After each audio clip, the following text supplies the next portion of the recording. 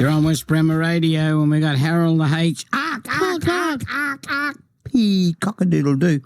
He's in the Outback looking for a lost grave, and he's going to drop on by to Muckadilla on the recommendation of an old Ipswich resident of over 100 years ago. So let's get into this. Sounds very interesting. How are you, mate? Oh, very well, thanks, Danny. I'm heading off during the week out to the Outback. So I'm not there yet, but I am going to Muckadilla based on this Ipswich recommendation. Yeah, well, tell us all about it, because... Yeah, like the fellow's name was John McEwen Hunter. Now, he was born in 1863, actually in Moreton Bay. He was aboard the ship Wanata. His parents had just arrived from Scotland. And, of course, being smart people, they came straight to Ipswich. And that's where Hunter grew up. Now, he grew up in Ipswich, being educated first at the Redbank State School. From Ipswich, he hit the ground running. His life took off because he went from Ipswich to Spring Creek, to Clifton and Roma, where he was elected mayor in 1900. So Roma has Ipswich to thank for a mayor. Now, he was also elected to Queensland Parliament in 1907, becoming the Minister for Public Lands and then Queensland's Agent General in London. Not bad for a kid from Redbank. Yeah. But it was his time in Roma that's grabbed my attention. You see, just west of Roma is the little town of Muckadilla. You said you've been there. I've been there because I spent my, when I was about 12, 6 months in Roma. Oh, great. So it was you and Hunter that helped put Muckadilla on the map, you see. In Hunter's case, he promoted the then famous Muckadilla boar and the apparent magical medical benefits of its water. Now, he even wanted a sanatorium to be built there to help people with their rheumatism, arthritis, uritis in your urinary tract. That might have helped you, digestion and nerves. In fact, almost anything. The water out there was absolutely famous. Now, the Muckadilla bore was drilled in 1889 by Hydraulic Henderson. Now, he was Queensland's first hydraulic engineer and was responsible for the world's first concrete stepped spillway at Brookfield in Brisbane. Wow. He made the outback town of Thargomindah just the third place in the world to have hydroelectric street lighting. That was after London and Paris.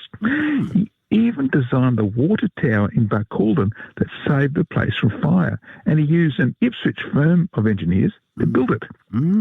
Now, as well as Ipswich's Hunter, another promoter of the magical boar was Brisbane's Dr. Ernest Kerr Scott. Now, he presented at no less a place than before the Queensland branch of the British Medical Association. He reported one patient who was bedridden after suffering from rheumatism for a decade. Wow. The patient went to Muckadilla on crutches and 16 days later went home totally cured.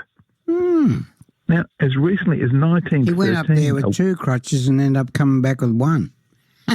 Well, I guess it depends how you spell it. But as recently as 1913, a woman confined to the Ipswich Hospital with severe rheumatism was completely cured in just 2 months. People flocked from all over the country to Muckadilla to be healed. So, Danny, this week I'll be staying at Muckadilla to sample the amazing bore water there. But I've got to tell you this, something really does concern me. Wow. You see, the government's analytical chemist back in the day, he went to Muckadilla to have a look at the treatment being used. Yes. Now, the water was coming out of the ground at a temperature of 124 degrees Fahrenheit, which is more than 51 degrees Celsius. After letting the water cool to about 43 degrees, the patients got in the bath and stayed in there for anywhere from 10 to 20 minutes. They quickly started to sweat profusely and kept sweating for about an hour after getting out. Something was going on. The chemist made the recommendation that the maximum of 2 baths a day are all that anyone should take, particularly as the immediate effects included signs of depression. Cool. So, Danny, there are two things that particularly concern me. One is that the water contained sodium sulfate, which is a laxative, which I guess could be handy. But get this, the second thing is that the chemist diagnosed the water and said it was, in fact, radioactive. Oh, gee. That's right. The Muckadilla bore water was a radioactive laxative. Wow, that'll make the whole thing toot.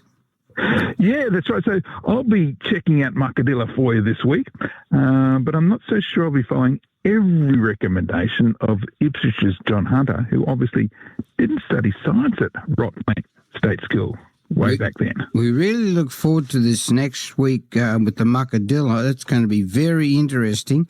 Now, this story and many others, how do we make to sit down and listen? We're on podcast too, by the way. Absolutely. You can find history out there on all the socials, Instagram, Facebook, YouTube, and podcasts. And you can go to my website, historyoutothere.com. This story will be online tomorrow, and I'll be on the road next week, and I'll come to you live from the field next Saturday. That's all right. We've got a hoochie and an 11 by 11 tent for you to take with you to save money on accommodation. And by the way, the great little player, Alfie Langer, was 60 a couple of days ago. So happy birthday, Alan Langer.